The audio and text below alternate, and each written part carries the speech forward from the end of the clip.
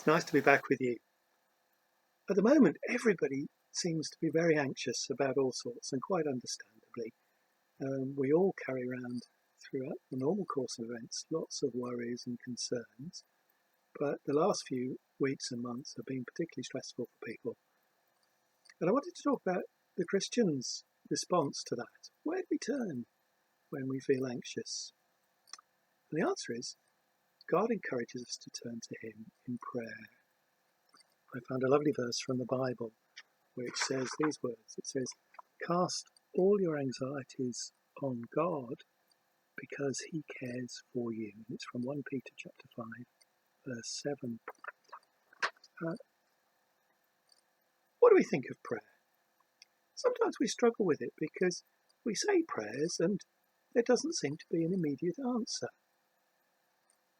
I remember back when I was about to move schools from primary school to secondary school, and I was quite excited, and I asked my dad right at the beginning of the summer holidays, "Dad, I need my new uniform," and nothing seemed to happen. And I said, "Mum, I need a new uniform," and they did nothing until the week before I was going to school. I was taken along to a shop to buy everything I needed exactly as was required. If they bought at the beginning of the summer holidays, no doubt they'd grown an inch and grown out of it. But as it was, they did answer just at the right time. Sometimes we get bothered by God not answering immediately, and we forget that His answers come just at the right time. Sometimes, of course, we're not so sure that He answers at all. We imagine prayers are a bit like this little ball. We fire our prayers up to God, and it's as if they come bouncing back off the ceiling every time. Is that how you feel? Or maybe you imagine prayers are a bit like aiming something at God and hoping it hits. I've got here a little dartboard, and you can imagine what it would be like to put this at the other side of the room and effectively throw something like a paper dart of prayer to see if you could hit the target. And you imagine your prayers sometimes miss that completely. No, prayer's not like that either.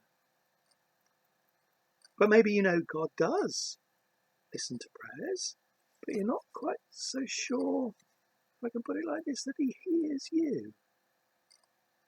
After all, everybody's talking at once. Think around what happens around a dinner table. Everyone's chatting, and you can't hear everything that people say properly. Is that how you imagine prayer is? Or there might be times you imagine when God gets a bit too busy. You think of your prayers a bit like a telephone call, and you try to talk to God, but you always get the engaged tone. It doesn't seem like He's listening. Or you imagine that everybody's always praying, so there must be times when God gets so fed up, all He wants to do is put on some earplugs so that He can't hear what is going on. He gets that sort of Friday afternoon feeling and hasn't got time for everybody, especially when they're all saying the same thing again and again and again. Is that how you feel?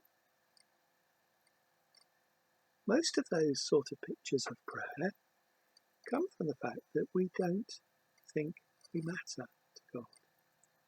But this lovely verse reminds us that God cares for us, that He does have an interest in us and wants us to lessen our worries and anxieties by trusting in Him. It's a lovely verse. It first of all gives us an encouragement that we can cast all our anxieties on Him.